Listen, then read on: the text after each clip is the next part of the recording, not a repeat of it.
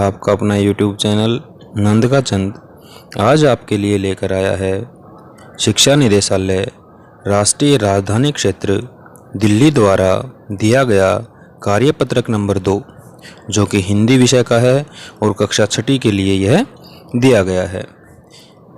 तो अब हम पढ़ते हैं कार्यपत्रक नंबर 2। प्यारे बच्चों, आशा है कि आप सभी स्वस्थ होंगे। आपने पिछली कक्षा में आए कार्यपत्रकों के द्वारा पढ़ाई के साथ साथ अनेक रोचक गतिविधियां भी की। इस कक्षा में भी हम अभ्यासरत रहेंगे। आशा है इन कार्यपत्रकों के माध्यम से ज्ञान के साथ साथ आपका मनोरंजन भी होगा। तो प्यारे बच्चों, जो हमारा शिक्षा निदेशालय वो कह रहा है कि जैसे आपने पिछली कक्षा में कार्यपत्रकों के माध्यम से पढ़ाई की है, तो इस कक्षा में भी हम अभी कार्यपत्रकों के माध्यम से ही अपनी पढ़ाई में अभ्यासरत रहेंगे, अभ्यास करेंगे, क्योंकि अभी हमारे विद्यालय नहीं खुले हैं कोरोना की वजह से। इसलिए कार्यपत्रकों के माध्यम से हमारा ज्ञान भी बढ़ेगा और कह रहा है कि कार्यपत्रक के माध्यम से ही आपका मनोरंजन भी होगा। तो जो ये हमारा कार्यपत्रक है जो शिक्षा निदेशालय ने दिया है, ये एक काव्यांश है। ठीक है, तो इस काव्यांश को अब हम पढ़ेंगे। जैसे कि कार्यपत्रक में भी आपको दिखाई दे रहा है कि लिख रखा है, चलिए गुनगुनाते हैं। कब है चलिए गुनगुनाते हैं? तो अब हम इसको गुनगुनाएंगे। गुनगुनाएंगे का मतलब इसको थोड़ा सा गा के देखते हैं कि ये कैसे, काव्यांश को कैसे गाएंगे।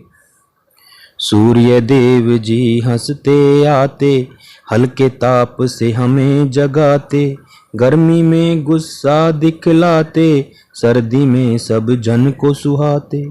धरती तपती अंबर तपता, अग्निदेव का ताप न घटता, पल पल में दिन रात बनाते, कर प्रकाश वे प्राण बढ़ाते।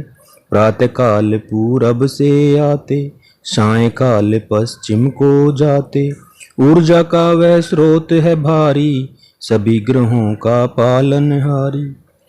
तो प्यारे बच्चों, ऐसे हमने इसको गुनगुनाया। अब हम इसका सरलार्थ समझते हैं कि इस काव्यांश में कवि क्या बता रहा है। कवि कह रहे कि सूर्य देव जी हंसते आते, कह रहे कि सूर्य देव जी हंसते हुए उदय होते हैं, यानी कि जब उदय होते हैं तो ऐसा लगता है कि जैसे हंस रहे हैं। हल्के ताप से हमें जगाते, और जब सूर्य उदय होता है, जैसे कि आपको चित्र में भी दिखाया गया है कि सूर्य उदय होता है तो उसका जो धूप होती है वो हल्की हल्की होती है, उसमें हल्की हल्की गर्मी होती है। तो कह रहा है कि उस हल्की हल्की गर्मी से हमें उठा देते हैं। हम रात के सोए हुए होते हैं तो हमें उठा देते हैं। गर्मी में गुस्सा दिखलाते, कह रहे कि जब गर्मी का मौसम आता है तो सूर्य देव जी गुस्से में दिखाई देते हैं, क्योंकि गर्मी में वो बहुत भयंकर गर्मी बरसाते हैं। सर्दी में सब जन को सुहाते, लेकिन सर्दी के मौसम में सभी लोगों को वो बहुत अच्छे लगते हैं। सब जन का मतलब है सभी लोगों को, सुहाते का मतलब अच्छे लगते हैं। धरती तपती अंबर तपता, अग्निदेव का ताप न घटता, और कह रहे कि जब गर्मी होती है तो धरती भी तपती है, और अंबर का मतलब आकाश भी तपता है, यानी कि चारों तरफ गर्मी ही गर्मी होती है। अग्निदेव का ताप न घटता, और जो अग्निदेव हैं, सूर्यदेव हैं, उनका ताप कम नहीं होता है, यानी कि उनकी गर्मी कम नहीं होती है। पल पल में दिन रात बनाते, और कह रहे हैं कभी कभी सूर्यदेव हैं वो पल पल में कभी दिन निकाल देते हैं, कभी रात कर देते हैं। मान लो बादल हो जाएं और सूर्यदेव छिप जाते हैं, काली घटा आ जाती, तो ऐसा लगता है कि जैसे रात हो गई, और जैसे ही बादल हटेंगे तो फिर से ऐसा लगेगा कि दिन निकल आया है। कर प्रकाश वे प्राण बढ़ाते, और जब वो प्रकाश देते हैं, जब सूर्य उदय होता है तो संसार के प्राणों को बढ़ाते हैं, यानी कि जीवन दान प्रदान करते हैं।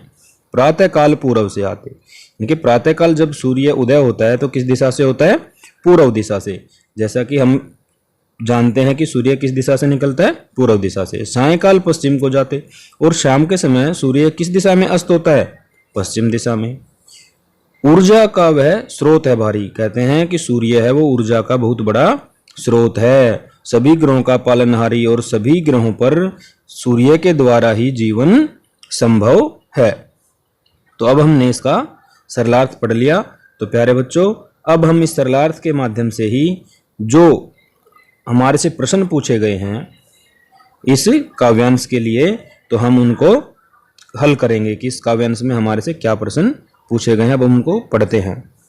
तो इसमें कह रहा है कि निम्नलिखित प्रश्नों के उत्तर सही विकल्प चुनकर दीजिए। कह रहे कि जो प्रश्न पूछ रखे हैं इनके उत्तर देने हैं, सही विकल्प का चुनाव करना है। इसमें 3 विकल्प दे रखे हैं कि कौन सा उत्तर सही है। तो पहला प्रश्न हम करते हैं, इस कविता का उचित शीर्षक होगा। क्या कह रहा है? सूर्य का प्रकाश। ख कह रहा है सूर्य देव। ग कह रहा है सूर्य नमस्कार।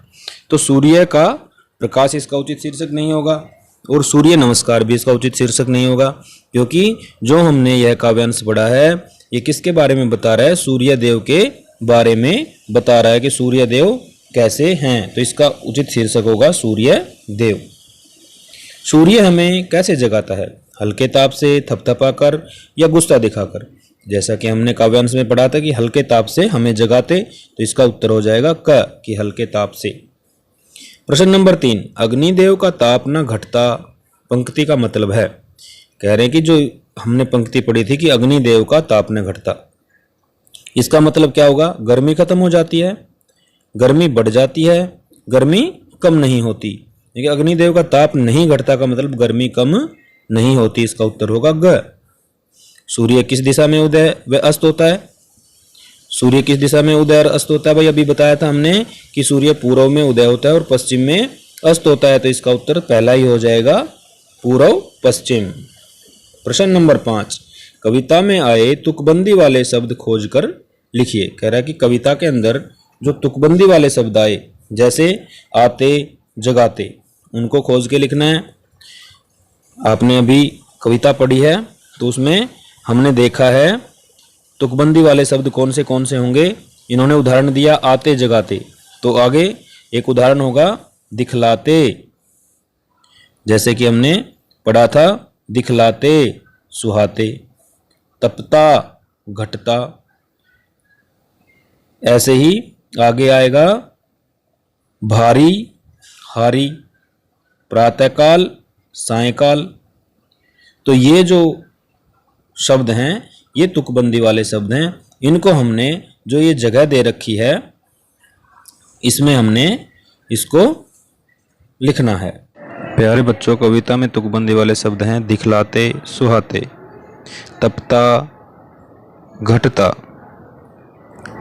आते, जाते, भारी, हारी, गर्मी, सर्दी, प्रातःकाल, सायंकाल। तो इनको हमने अपनी नोटबुक में भी लिखना है और जब भी घर से बाहर निकले तो हमें मास्क जरूर पहनना है। तो प्यारे बच्चों, आपको अगर वीडियो अच्छी लगी हो तो हमारी इस वीडियो को लाइक व शेयर जरूर करें तथा अगली वीडियो की अपडेट पाने के लिए हमारे चैनल को सब्सक्राइब भी जरूर कर लें। धन्यवाद।